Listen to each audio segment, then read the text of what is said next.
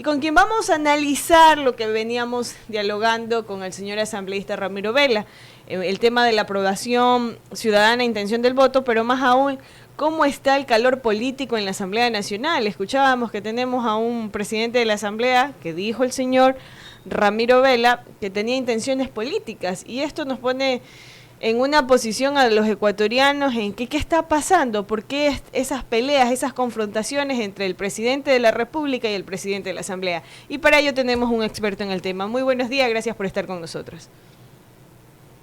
Tania, muy buenos días, un gusto y un saludo también para todos nuestros amigos de la radio y nuestros radio oyentes. Don Ronald, iniciando ya con la entrevista, veíamos ayer, después de las declaraciones del señor presidente que lo hizo a nivel nacional, con un enlace con AER, con 200 radios, y el señor presidente de la Asamblea, Henry Kronfle, está pidiendo el mismo espacio.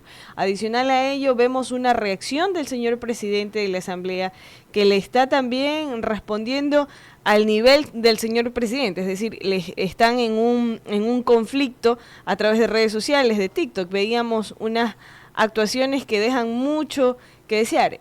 ¿Qué se puede entender sobre este tema? ¿Cómo podemos analizar o dirigir estas situaciones, estas confrontaciones?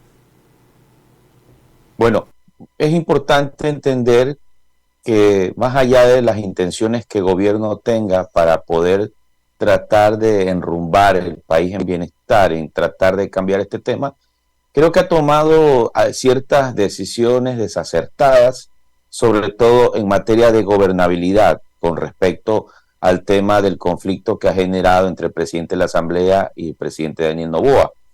Eso da y marca una distancia, no solo por el tema de que a lo mejor el presidente de la Asamblea sea un posible candidato, precandidato por el Partido Social Cristiano, porque no son, o sea, son dos cosas muy aparte, el ser candidato como el ser presidente de la Asamblea. Pero sin embargo, las declaraciones del presidente Daniel Noboa marcan una distancia, pero sobre todo afecta a la institucionalidad política de la Asamblea, que bueno, pues ante la opinión pública y el escrutinio de los medios y la ciudadanía, la Asamblea sigue teniendo también su problema de prestigio. Pero sin embargo, presidente, tomando en cuenta de que era un aliado en este caso, porque el mismo presidente de la Asamblea en semanas atrás lo dijo abiertamente, que era amigo cercano a la familia del presidente, cuando en algún momento se le quiso implantar un juicio político, y lo dijo abiertamente ante la prensa. Entonces, lo que ha pasado ahora es que no solo el presidente Noboa, con el comentario de que la Asamblea está en contra de los cambios de gobierno, sino que también ha afectado a esa institucionalidad. Entonces, el presidente de la Asamblea no solo sale por el tema de la Asamblea, porque creo que se ha sentido aludido, se ha sentido ofendido, porque también tocó el tema partidista, ya que él representa a un partido tradicional como el Partido Social Cristiano. Entonces, por ahí viene ese tema, y claro, este insumo, la declaración que ha dado el presidente de la Asamblea, ha servido como una plataforma que en este momento se pueda considerar como un antagonista ante el gobierno, y sobre todo las declaraciones que dio en la rueda de prensa tratan de acusar de que el presidente está mintiendo en algunas cosas, y creo que la declaración de Henry Kronfle en algunos de los puntos que se tocaron desmiente lo que el presidente Daniel Noboa lo dijo en radio. Pero esto se ha trasladado también a redes sociales. Incluso Diario Expreso publicó el día de ayer, Kronfle elige la misma arma de Noboa para desmentirlo, los TikToks. Y aquí viene la inquietud. Muchas personas también lo relacionan al presidente de la Asamblea, que es aliado con el correísmo. ¿Qué de cierto será esto?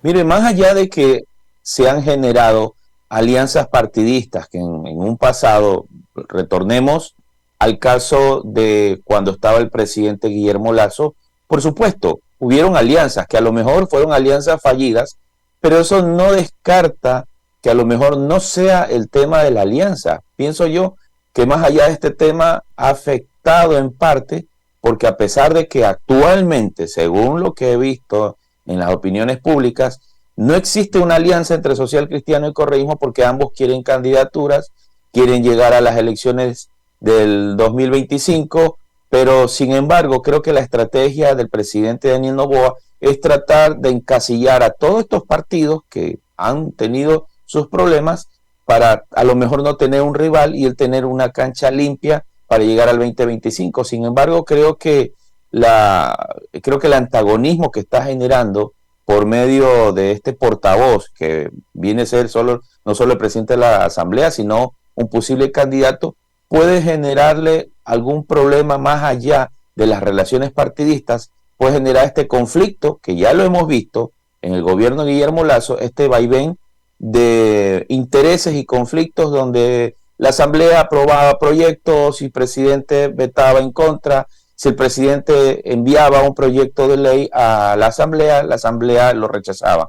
Entonces, corre el riesgo que en estos meses se pueda generar estos conflictos, más allá de los posibles acuerdos que se puedan generar para las elecciones, pero con tantas candidaturas, yo creo que hay que desestimar este tema de las alianzas, porque el correísmo quiere tener su propio candidato y Social Cristiano también quiere apuntar por su propia candidatura, viendo que el panorama actualmente, ¿sí? Con las encuestas que han salido, creo que hay un gran porcentaje de ecuatorianos que no quiere estar enmarcado dentro de esta polaridad que es el pro y el anticorreísmo, el pro y el antinovismo. Entonces creo que en ese sentido hay una posibilidad de que haya una tercera vía, una alternativa o, quién sabrá, una sorpresa en las próximas semanas, un outsider político que aparezca a la nada y pueda temblar el tablero electoral y pueda ganarle hasta el mismo gobierno y a la misma oposición. Son las 7 de la mañana con 34 minutos. Buenos días, les saluda Rodi Vélez. En realidad, lo expuesto por usted, los analistas políticos y tantos ciudadanos que tienen esa visión de revisar la historia, de plantear lo actual, y vemos que al parecer ni nosotros como ciudadanos, ni quienes están al frente en la política, como que han tenido una madurez que den muestra de que el Ecuador está cambiando, de que en cada elección se vota, se elige por alguien que plantee soluciones, sino que seguimos en lo mismo y pasamos de una década donde se elegía a quien bailaba bonito, a quien cantaba bonito, a un futbolista retirado que tenía buena aceptación, en fin, ¿cómo hacer de que tengamos a representantes que en realidad tengan esa capacidad disolutiva o resolutiva, y más no por una cara bonito, por unos ojos agradables o porque quizás pegó alguna frase que dijo? ¿Cómo cambiar eso? Bueno, es una respuesta, perdón, es una pregunta compleja, digo, porque esto podemos estar horas y horas. Desde el punto de vista de la democracia, quien tiene la responsabilidad para poder elegir es el pueblo ecuatoriano. Pero aquí viene un tema muy importante, que si nosotros los ciudadanos tenemos el poder de elegir, ese poder necesita tener información, necesita tener consenso, necesita tener diálogo, y en ese sentido la solución para cambiar todo el panorama que está pasando y no elegir candidatos que se conviertan en autoridades populistas, creo que es el voto informado, es decir, es la solución a que la ciudadanía se informe bien sobre los diferentes actores y candidatos políticos y sobre todo ver ese antecedente que es importante. ¿Por qué?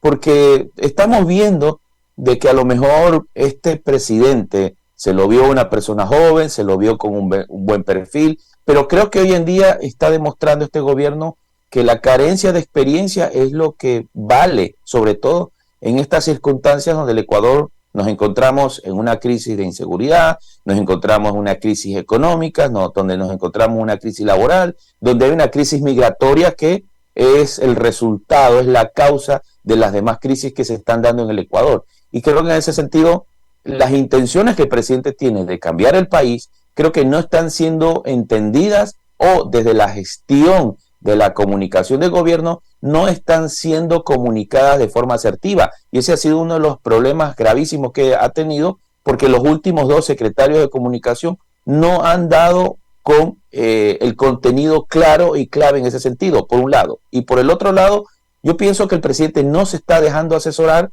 por las imprudencias que está cometiendo en diferentes entrevistas que está teniendo, no solo a nivel nacional, sino a nivel internacional, donde ya lo han puesto un poco incómodo por las declaraciones que ha generado y que hoy en día pues la prensa lo tiene bajo la lupa del escrutinio público. Señor Ronald Antón, qué bueno, es importante conversar con usted. Dentro de su perspectiva y dentro del conocimiento en la política, ¿han sido o es suficiente este corto periodo del actual presidente como para poder determinar su accionar, si ha estado dentro de lo que esperaban los quienes lo eligieron para que ocupara el sillón presidencial?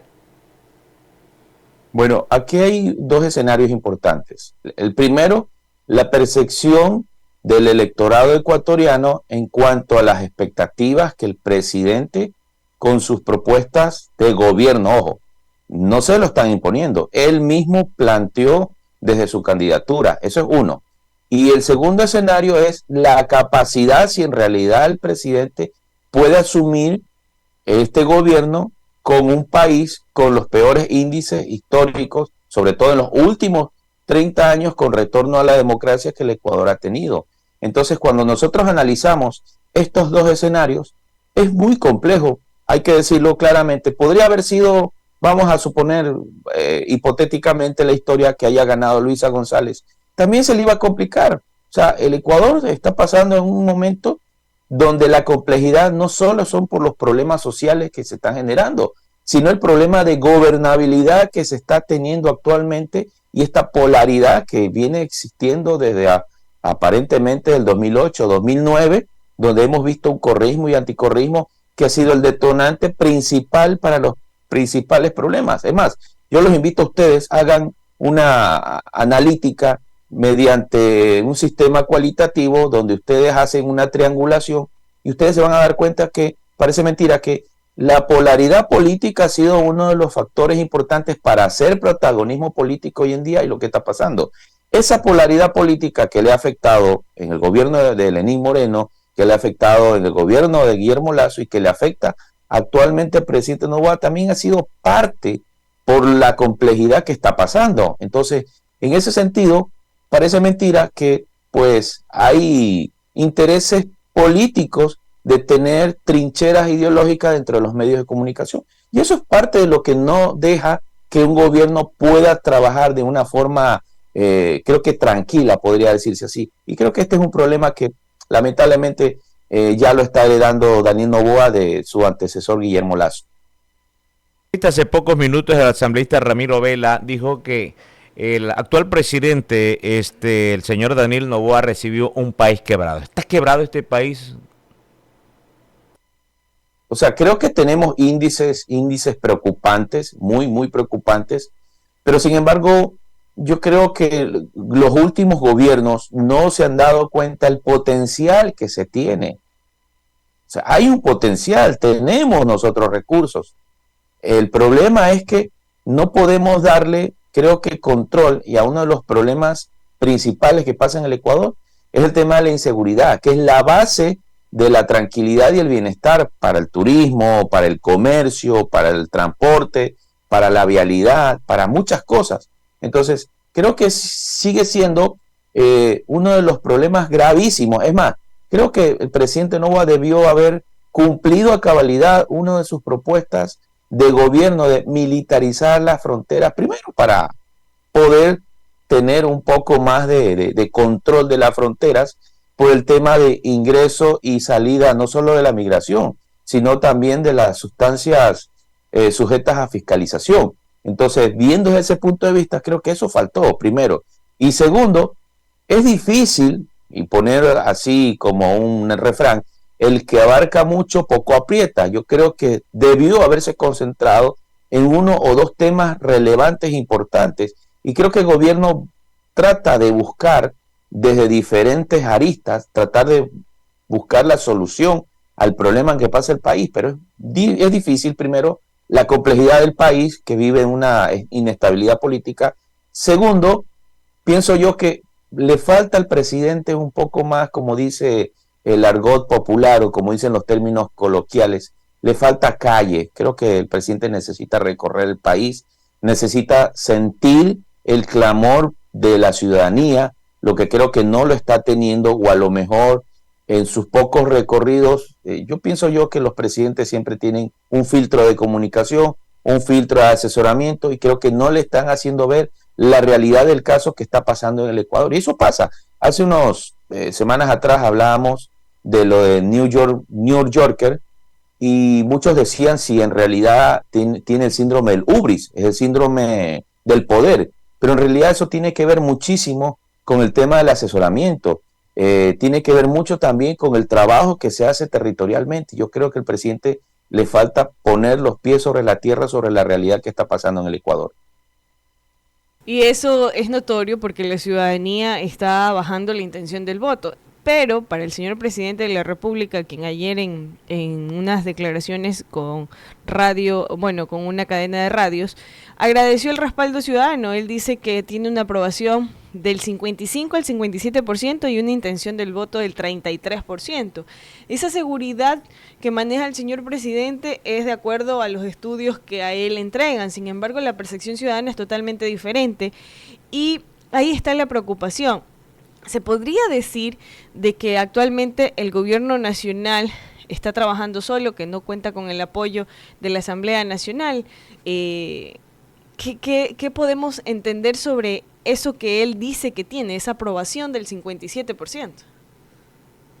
Mire, para entender la dinámica que está pasando y por qué está bajando, yo creo que es menos.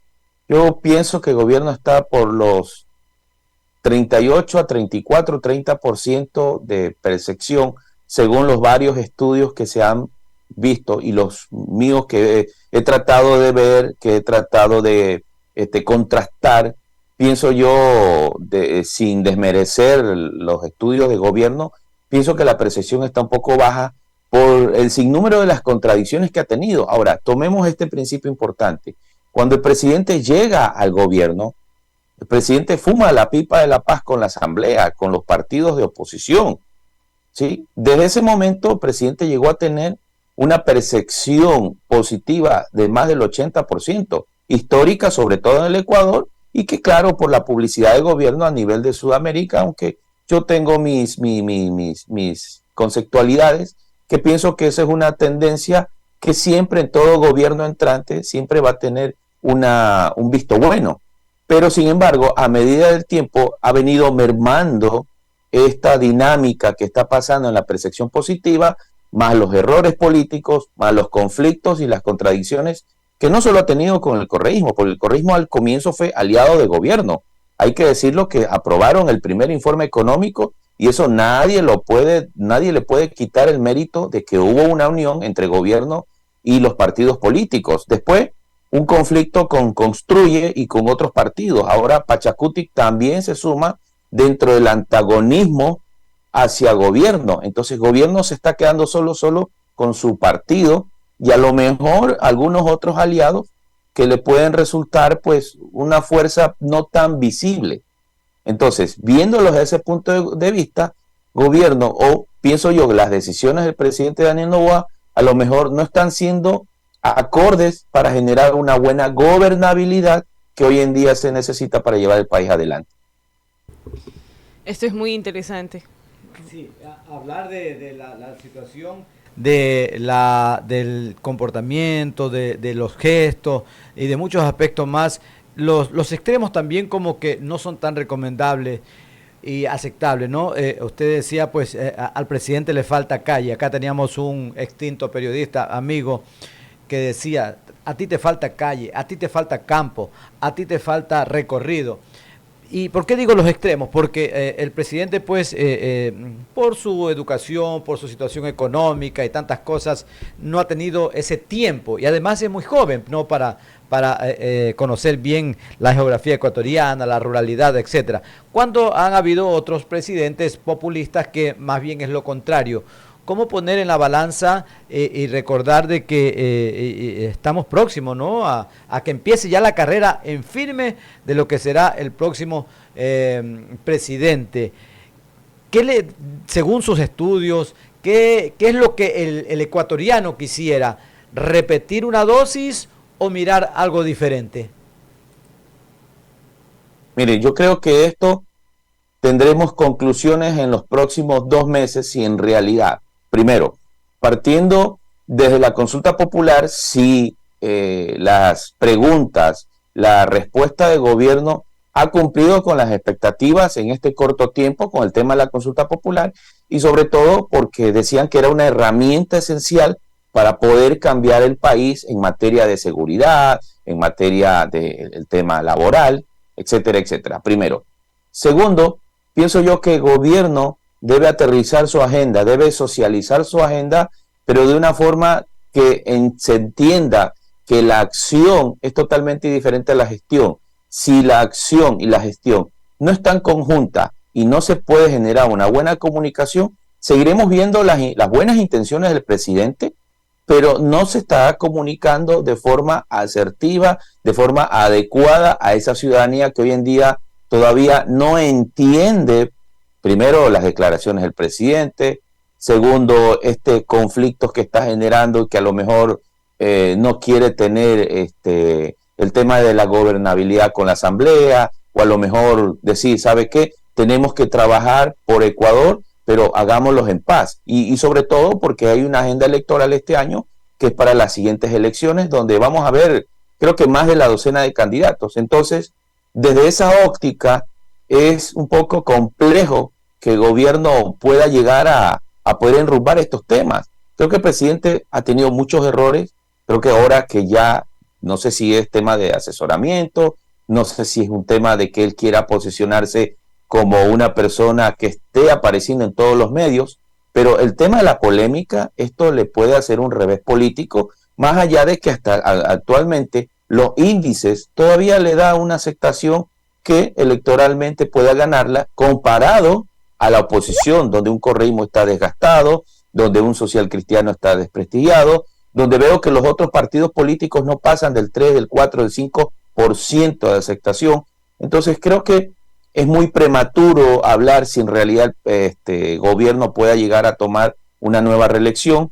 Yo creo que aquí tendríamos que ver el panorama a finales de septiembre, cuando ya las candidaturas se estén planteando y cuando veamos cuáles son los candidatos, porque a lo mejor uno de esos candidatos escondidos puede dar sorpresa. Y sobre todo, pienso yo que la clave necesaria es aquel candidato que quiere llegar a la presidencia de la República debe estar desenmarcado de esa polaridad que hoy en día, lamentablemente, el presidente ya lo están encasillando dentro del anticorreísmo. Perfecto, señor Antón. En realidad, los tiempos podrían ser favorable o perjudicial para el actual régimen. Me refiero a que al tema seguridad. Si bien es cierto, vemos que se están dando los resultados, aunque también analistas en cuanto en seguridad señalan que este tiempo es tan corto para depurar la contaminación que existe a toda escala, ¿no? Hemos visto a oficiales de la policía involucrados en el narcotráfico, miembros del ejército, la justicia ni que hablar y la sociedad en general. Entonces, el tiempo también puede ser contraproducente para dar un resultado a los ecuatorianos, es decir, esto lo he hecho en apenas 2 o 3 meses, cuando el tema de la metástasis, ¿sabe a qué nos referimos? No a los que están detenidos por esta causa, sino a la metástasis en sí, es muy complicado de que venga un Estado, que le pondremos el nombre de Solca, a combatirlo en tan corto periodo. Mire, es un poco complejo esa situación, porque entiendo que en parte la policía y el ejército está haciendo sus esfuerzos, pero hace semanas atrás hemos visto casos donde han capturado en operativos delincuentes con las manos en la masa, con droga, con armamento, pero lamentablemente el sistema judicial sigue estando corrompido, donde hemos visto jueces que comienzan a liberar, comienzan a hacer libreta de excarcelación, boletas. Entonces, ante esa realidad, el pesimismo para la policía, para el ejército, creo que en materia de seguridad, no solo es sacar al ejército a las calles como una solución parche. Yo creo que la solución debe ser integral. Y si queremos nosotros mejorar en este tema, ya la Asamblea puso su parte. Es decir, aumentó el tema de las penas. Pero eso no sirve de nada mientras tengamos un sistema judicial que no garantice sobre todo a delincuentes que cogen en las calles, que los cogen con las manos en la masa y que al cabo de semanas ya salen de la cárcel. Entonces, eso es un poco complejo, creo que ese vendría a ser el talón de Aquiles para gobierno en materia de seguridad. Y creo que en ese sentido van a tener que hacer algo, y eso tenía que hacerlo en unión entre el Ejecutivo y el Legislativo para poder terciar con el Poder Judicial. Pero lamentablemente esta división entre el gobierno y la Asamblea va a ser bien difícil que se pueda remediar este tema del sistema de justicia aquí en el Ecuador. Muchísimas gracias por ese análisis. Es un gusto siempre poder dialogar sobre diversos temas, más aún cuando se trata de política con usted. Agradecerle por este espacio de entrevista y en la parte final un mensaje. Bueno, yo creo que el ecuatoriano tiene que comenzar a hacer la práctica del voto informado, que no se llene de pasionismo político, que piensen primero en su patria, que piensen en su país, que se pongan la camiseta del Ecuador, no solo en fútbol, sino también en las elecciones, y pensemos un poco en este tema de tomar las mejores decisiones y sobre todo la única metodología, el voto informado. Con el voto informado nosotros nos hacemos más responsables para poder buscar las autoridades competentes que hoy en día nuestro país lo necesita con tanta urgencia. Muchísimas gracias. Ahí escuchábamos a don Ronald